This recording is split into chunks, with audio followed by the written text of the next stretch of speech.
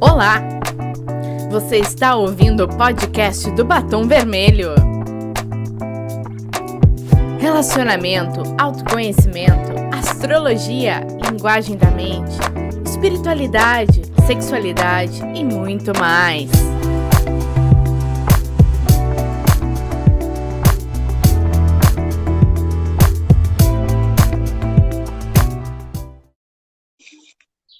Olá pessoal, tudo bem? Então, sejam bem-vindos ao nosso podcast número 3. E hoje nós temos uma temática, não diria polêmica, mas diria uma temática que a gente, com certeza, todo mundo aqui já viveu, passa por isso diariamente, que é sobre punição e recompensa, ou recompensa e punição, né?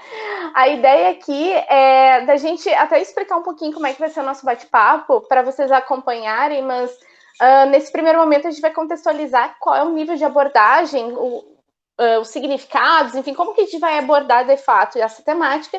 Depois a gente vai trazer alguns exemplos práticos do que a gente já viveu e também como lidar com isso, que eu acho que o grande desafio aqui, as dicas são nesse nível, né, de como a gente lida com situações que diariamente estamos expostos, né, e vulneráveis. Então, eu vou passar a palavra aqui para a Lu, porque a Lu ela já vai trazer qual é a nossa batida, qual é a nossa pegada aqui desse assunto, e conforme a gente vai trocando, vocês vão já percebendo e se identificando com o que a gente vai trazer aqui. E aí, Lu, tudo bem contigo? Olá, oi Cláudia, oi pessoal, tudo bem com vocês? Hoje a gente trouxe um assunto, né, como tu falaste, que de certa forma é polêmico mesmo, né, porque a gente está sempre pensando sobre isso e mais nessa pandemia aí, né, as nossas emoções estão afloradas. Então vamos falar aí sobre punição, recompensa e um pouco sobre julgamento também, que nós nos julgamos bastante, né, como que acontece isso. E aí eu venho falar sobre como acontece na nossa mente, né? Como é que a gente como que a gente programou isso? Como é que está tão enraizado que isso é automático, ou seja, não é consciente. Nós nos punimos, de uma forma que nós não gostaríamos, de forma consciente a gente jamais faria, aliás, né? Mas isso acontece porque em algum momento da vida a gente aprendeu. E aí a gente pode, e é fácil, você pode simplesmente fechar os olhos e ir para o passado, tá? Quando na sua infância, você vai perceber que tanto em casa, né, e não é por mal, mas é porque a educação foi assim para os nossos pais, como foi para a escola, e foi a sociedade inteira, né, então ninguém teve a intenção de fazer de propósito, né, então, mas isso aconteceu. Então, lá na infância, a gente for voltar, a gente basta fechar os olhos e voltar lá, tu vai perceber que em algum momento a gente ouviu, se você não fizer isso, você não é uma boa menina, um bom menino, né? Eu vou te deixar de castigo. Se tu continuar gritando, se tu me fazer passar vergonha, ou se tu não comer, ou se tu não estudar, mais estudar, né? Se não vai estudar, quem não viu, já ouviu essa frase. Se tu não for estudar, eu vou te colocar de castigo. Se tu não passar de ano, não digo que todos os pais fizeram isso, mas se algum fez totalmente com uma intenção de auxiliar o filho, né, naquele processo. Mas o que aconteceu com a nossa mente? A gente faz uma interpretação de que a gente está escutando. Não que aquela interpretação seja real. A gente cria uma situação na nossa mente. E cria qual? Se eu não for bacana e se eu não tirar boas notas, os meus pais não vão gostar de mim. Meus amigos não vão gostar de mim. Então, eu me sinto não fazendo parte de tudo aquilo. Aí tem a questão de pertencimento também, né? Então, eu deixo de pertencer àquele grupo. Então, eu passo a me punir automaticamente, né? Sozinho, por si só, inconsciente, para poder me manter naquele grupo. Então, isso acontece e acontece na vida adulta também. Então, a gente não se permite a curtir um pouco a vida, a gente não permite, às vezes... Quer falar, Cláudia? Sim, eu vou levantando a mão. É isso aí. É isso aí. Não, o que acontece? A Lu já trouxe, já chegou, né, trazendo bem polêmica, assim, porque nós realmente, a gente acaba confundindo, né, os nossos pais acabam trazendo isso como forma de educar e como isso reflete e reverbera aí na nossa a vida adulta, né? Claro que os assuntos vão mudando, mas aí, só para pegar um gancho, relacionado à comida, principalmente. Acho que ali na primeira infância a gente trabalha muito essa coisa da comida, né? A pessoa realmente, às vezes, não quer comer, e aí existe uma chantagem emocional, porque se você comer, você vai ganhar um doce. Então isso começa a interferir na nossa mente, a gente começa a se dar conta que, nossa, como isso até hoje, depois de uma sexta-feira, cansada de trabalho, a gente lança aquela frase: eu vou beber ou eu vou comer tal coisa porque eu mereço. Muito associada àquele momento de sacrifício e automaticamente, tipo, eu me puni ali de alguma forma, me estressei e agora eu vou gerar uma recompensa, né? Aí levando para o doce, para a bebida alcoólica, entre outros, né, Lu? Entre outros. Nossa, esse teu exemplo, assim, foi bem pontual e bem atual, né? Quem não passa por uma situação dessa, né? Que vem a questão da recompensa também, né? Então, eu tenho se eu sou bacana, se eu sou legal, posso me recompensar com um doce, com uma bebida. Então, não que a gente necessariamente queria comer aquele doce, né? Aquilo, na verdade, o doce é dopamina, né? A gente está buscando dopamina.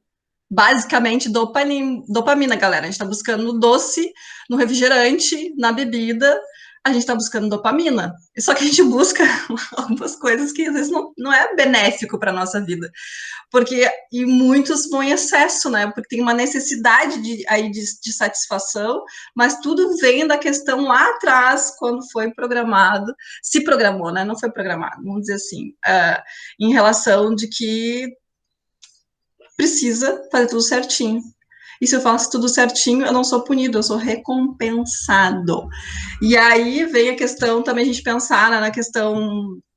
A Cláudia, nós estávamos pensando nesse tema, a Cláudia falou das questões das empresas, né, Cláudia? Que tem também essa dinâmica.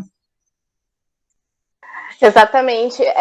As empresas, com o tempo, né, elas começaram, pelo menos na minha visão, né, gente, voltando aqui, né, não temos a razão absoluta, não temos a verdade absoluta, isso é muito do nosso dia a dia, do que a gente vem acompanhando, mas de uns anos para cá, eu andei percebendo, assim, que as empresas hoje, elas estimulam cada vez mais essas questões de recompensas entre seus colaboradores, justamente ativando, né, já que a gente está falando de programação mental, né, ativando essa nossa programação interna para justamente gerar algum benefício dentro do meio corporativo.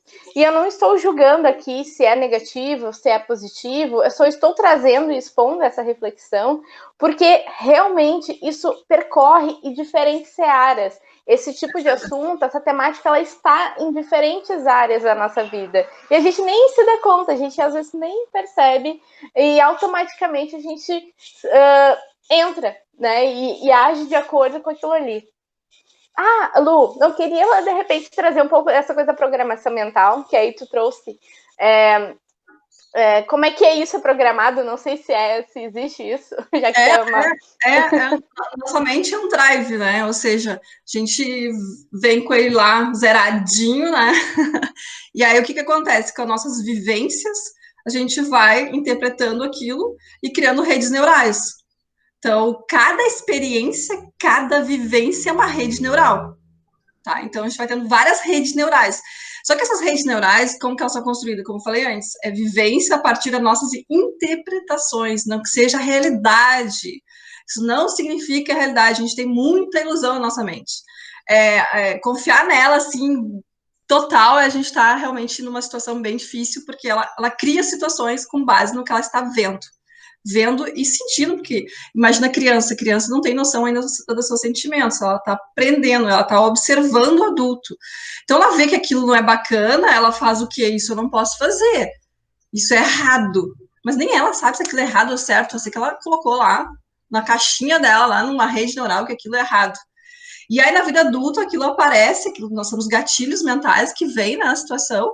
Então, de todo momento, a gente, situações, se encontrar numa situação e vir lá, isso não é bacana, isso é errado. Então, eu vou me punir. Né? Eu vou me punir porque o que eu estou fazendo não é certo. Mas o que é certo, o que é errado? Isso é uma boa pergunta, a gente autoavaliar o que é certo e errado para nós, porque a gente aprendeu e fez uma interpretação com base no que a gente viu de fora, ou seja, do outro, não nosso. Qual é a nossa verdade, o que é bom para nós? A gente não sabe, porque a gente é totalmente programado, né, nessa situação que a gente vem ao longo da vida. A grande pergunta é quando tu falou, nós duas, a gente não tem intenção nenhuma aqui de trazer verdades, nenhuma, simplesmente reflexões. Reflexões com o que a gente estuda, o que a gente trabalha, o que a gente acredita, e que a gente vem se trabalhando também. Então, é auxiliar as pessoas a refletirem, a não aceitarem tudo que elas escutem, muito menos o que elas escutam na mente delas, a se perguntarem, realmente isso faz sentido? O porquê que está acontecendo isso? Como que eu mudo isso? O que eu acredito de verdade? Tudo que está passando na minha mente, isso tudo é verdade? Da onde que eu tirei tudo isso? Uma boa pergunta, né? Então, vai lá, Cláudia. Não, excelente. Não, excelente colocação, justamente porque o que eu percebo, né? Que acho que já estamos indo para o segundo momento do nosso bate-papo aqui. Então, existe toda uma programação, um movimento feito no nosso consciente, né? E no nosso inconsciente. Então, agora a gente começa a perceber como sair desse processo. Não necessariamente sair por sair, mas simplesmente ter a opção de escolha. Porque eu acho que o grande desafio nosso é perceber e fazer a escolha de continuar naquele caminho. O problema é que muitas vezes a gente não consegue dar esse passo, né? O da percepção. Às vezes eu não consigo perceber o movimento, eu não consigo me dar conta que eu estou indo no movimento de recompensa, julgamento e punição. Então, como que a gente consegue fazer isso? E aqui no mundo terapêutico, que é uma área que eu estou me aproximando cada vez mais, eu percebo que esse tipo de situação, ela está num nível, obviamente, emocional, mas tão profundo que a pessoa ela já não consegue mais discernir o que é um e outro. Ela simplesmente chega com um problema, uma questão a ser resolvida, e isso já está na ansiedade, já está na crise existencial. Mas muitas vezes o gatilho inicial, a raiz do problema, ela iniciou nessa nossa programação mental. Né? E tu, Lu, atendendo aí as pessoas, né? A Lu também faz um trabalho incrível. O que tu sente sobre isso? O que eu sinto? Que os problemas normalmente são esses, né? De se punir e não entender o porquê que está se punindo. E aí, claro, tem técnicas para isso, mas o que eu digo sempre, né? Nossa mente, ela tem tantas janelinhas, tu vai resolver um bloqueio, né? Mas vai ter muitos bloqueios, ou seja, a vida é de desbloqueando cada vez mais, cada vez mais. E aí, uma técnica que a pessoa pode usar por si só, e aí eu dou a dica, o pessoal está em casa, eu uso isso muito, é claro que precisa de treino para fazer, mas é possível, é que tem que ressignificar cada situação.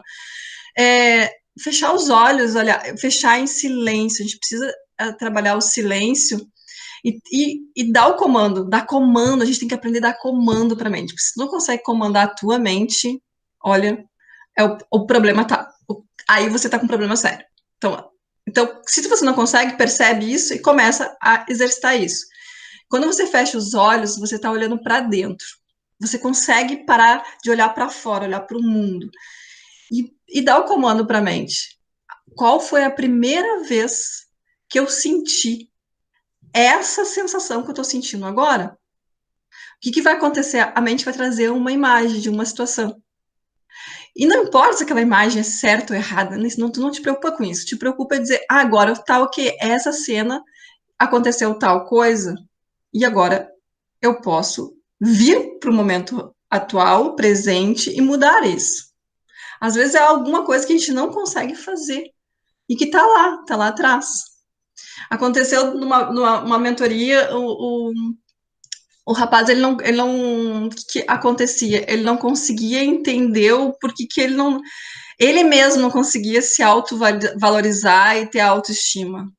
E aí ele fez esse processo, e ele foi lá atrás, e ele entendeu que quando na escola, o pai dele exigia que ele tivesse notas altas, mas essas notas altas era sempre em função de querer o melhor para o seu filho, mas o que ele entendeu naquela época, ele era criança, que ele não ia merecer ser feliz se ele não fosse bom para os outros. E aí vem o julgamento, né? Ele teria que ser bom para os outros. O julgamento é esse interno. Então, às vezes a dinâmica é tão sutil, tu ir lá atrás e entender exatamente o que aconteceu. Então, quando ele ouviu o pai dele dizendo que ele tinha que tirar boas notas, não ia ser ninguém na vida, ele entendeu que ele tinha que ser muito bom para os outros externos, aí ele seria feliz. Então, ele estava sempre em busca de ter algo para oferecer para os outros, e ele não encontrar a felicidade dele. E aí, quando ele entendeu isso, ele virou a chave, foi muito rápido. Ele virou a chave, que ele entendeu que não, ele não precisava de nada disso. E tudo que ele fizesse, que ele tivesse sentindo que fazia sentido para ele, isso faria ele feliz. Então, foi um processo. E foi muito bacana de ver isso. Porque é exatamente isso, é uma historinha que teve lá atrás. Isso não quer dizer que seja a história de quem está nos escutando, né? Cada um tem uma história. Fala aí, Cláudia. Excelente colocação, nossa. Porque se para os outros primeiro o sentimento de pertencimento, né, de ser aceito, né, que eu sinto assim que é um dos grandes desafios que eu vejo entre os amigos, que é a questão da rejeição, de como lidar com a rejeição. E para não precisar lidar com a rejeição, a gente quer agradar a todos, né? E obviamente temos, nesse caso que tu trouxe, excelente exemplo, tem um familiar envolvido, que emocionalmente a gente sabe, principalmente quem já estudou programação neurolinguística, sabe da dificuldade que a gente tem de dizer algumas questões para quem é da família. Às vezes é mais fácil falar com alguém de fora, alguém que não é colega de trabalho, amigo, enfim, mas quando é família, envolve muito o emocional, tem muita carga emocional envolvida, e aí, obviamente, tu não consegue nem se impor, tu não consegue nem dizer não. Então, tu aceita isso como uma verdade, né, absoluta, basicamente, e aí, claro, reage em cima disso. E olha que sacada que ele teve. Então, assim, para quem quer saber mais sobre técnicas, aos pouquinhos a gente vai trazendo aqui, como a Lu trouxe, né, a forma como ela lida com esse processo vicioso e que está na nossa vida sem a gente perceber. E eu também posso trazer alguns exemplos, né? Pegando, para quem está nos ouvindo, pode pegar aí a soma dos dois, mas uma coisa que eu realizo, que eu faço, é listar. Primeira coisa, eu listo, geralmente eu identifico que eu estou nesse processo quando eu tenho muita ansiedade. Então, esse é o meu ponto de atenção. Então, isso qualquer um que vai trabalhando, autoconhecimento, vai se percebendo mais. Então, o meu ponto de atenção, quando eu estou num círculo ali de ansiedade aguda, algo saiu do centro, né? Então, o que eu faço? Eu faço uma relação, uma lista de coisas que estão na minha mente. É como se a cabeça estivesse muito cheia, então eu faço uma lista e não estou julgando aquela lista. Estou apenas escrevendo palavras, ideias e tal. E aí eu começo a perceber o que realmente é um gatilho emocional voltado a alguma recompensa. Por que eu quero tal coisa? Então, depois de eu fazer essa lista, eu dou um tempo, olho novamente para essa lista. Só o fato de fazer a lista já dá a ansiedade já vai embora. Isso é um fato. Mas aí depois tu analisa aquela lista, né? E aí essa lista, tu vai lá e começa a perceber. Isso aqui está relacionado ao meu julgamento, está relacionado à recompensa que eu quero ganhar, né? A punição que talvez eu possa vir ter. E aí, gente, é quase assim, ó, não sei explicar, mas não é um passo de mágica, mas é sensacional. Tu começa a se dar conta, nossa, e aí tu dá a proporção correta pro problema. Porque ele não é um problema, ele não é uma coisa monstruosa. Simplesmente é uma questão que está vinculado a este processo. Tu tem mais alguma dica, Lu? Ou por enquanto? Essa dica é maravilhosa, tá? Porque, assim, existem várias formas, né? Essa que tu trouxe é uma das formas muito boas, porque quando tu passa para o papel, tu escreve, né? O que que acontece? Tu tá tirando da tua mente, materializando aquilo que estava aqui dentro. Aí, quando tu passa o papel, quando tu falou, a ansiedade foi, porque tu olha assim, nossa, que não faz sentido. Só que quando tava aqui dentro, eu tava pensando, tava me enlouquecendo. Aí quando passou no papel, eu falei, gente, o que é isso? É muito legal isso que tu trouxe. É exatamente isso. E essa técnica é muito boa. Então, assim, as pessoas acham que querem técnicas, às vezes, sei lá, qual é a palavra que eu vou dizer, mas Fala aí, Cláudia, qual é a palavra? Técnicas milagrosas, com a mão. Ou algo muito difícil, complexo, né? Algo que tem que ser difícil, não pode ser simples. Se for simples, não vai funcionar para mim. Sofrido. Mas não, mas são coisas, são coisas simples que a gente pode fazer, a gente tem que aprender a cada vez a usar técnicas e situações, e coisas simples, porque é assim que a nossa mente ela é simples, nós complicamos. Então, assim, esse é um hábito que a gente tem na nossa mente, que quanto mais difícil, melhor. Quanto mais difícil, parece que eu tô melhor. Não, a gente não precisa sofrer. Usa coisas mais simples e vai embora, vai pro mundo.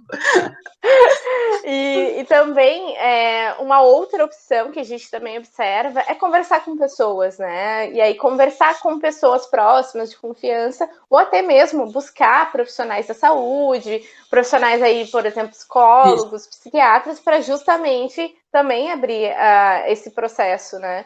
E as terapias integrativas, alternativas, também vêm neste processo justamente para aliviar aquilo que a gente não enxerga, que é o campo energético, que são as nossas emoções, nosso corpo emocional que a gente chama, né? Temos aí o Reiki, por exemplo, que trabalha o equilíbrio dos chakras, né? Trazendo um exemplo aqui mais prático. Por mais que aparentemente nada está acontecendo num atendimento, para quem já foi atendido, já passou por um atendimento de Reiki, sabe o que eu estou dizendo, mas para quem ainda não passou, aparentemente nada acontece. Mas quando tu sai de uma sessão, tu sente que algo está diferente. E esse algo que está diferente, ele foi trabalhado no teu corpo etérico, que a gente fala, nosso corpo invisível e imaterial. Então, tu começa a perceber que todo mundo, em algum nível, passa e sofre por isso. E nós somos ensinados, até mesmo na faculdade, em outros lugares, como a Lutra trouxe, quanto mais difícil, melhor o desafio. Só que calma lá, ok, ele pode ser difícil, mas quanto que você está entregando, quanto você está se sacrificando, deixando de viver com a família, deixando de viver com pessoas, por causa desta regra, dessa determinação de conquistar, né, esse desafio, né, Lu? É muito louco isso, a gente aprende muito na faculdade, parece que as coisas têm que ser difíceis, né? Na vida também, né? Parece que tudo, quanto mais sacrifício, melhor. Não. A gente tem que tirar essa crença, é uma crença que nos limita. Quanto mais simples, as coisas funcionam naturalmente, a gente não precisa fazer muito esforço. Né? Então, eu acredito muito nisso, né? Então. E ainda eu traria mais uma questão, não sei se a gente tem tempo ainda, Cláudia. A questão cultural, a questão de que a gente vai, na infância a gente aprende isso, mas tem uma questão também, não se desfazendo das religiões, eu não estou me desfazendo das religiões, mas é importante falar sobre isso, até porque eu acho que todas as religiões são importantes, todas têm um intuito, todas têm um trabalho, não estou aqui com essa intenção falando isso, mas a gente tem que perceber o que são as palavras, às vezes, que a gente entende e a gente carrega aí, tá? Então, a questão de punição, né? Já existiu muito se falar que é a punição, né, dentro da questão religiosa, não da espiritualidade, né, que a espiritualidade não vê dessa forma, não acredito nisso. Que se tu não anda na moral, o que é a moral? A moral que vem de cima, né? Não é que vem de dentro. Moral que vem de cima. Então, o que vem de cima, que determinam para nós, a gente não segue, a gente é punido. E se a gente é punido, a gente vai para onde? Então, ou a gente é recompensado com o paraíso, a gente faz tudo certinho. Então, isso também, isso pesa para nós, entendeu? A gente tem isso lá, nossa, um Deus externo que nos pune todo o tempo.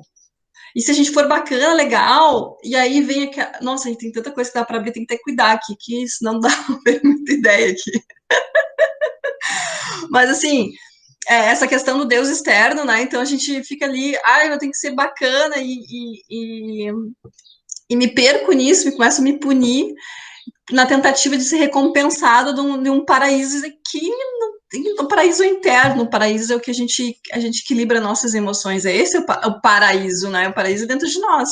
Só que é colocado como se fosse fora.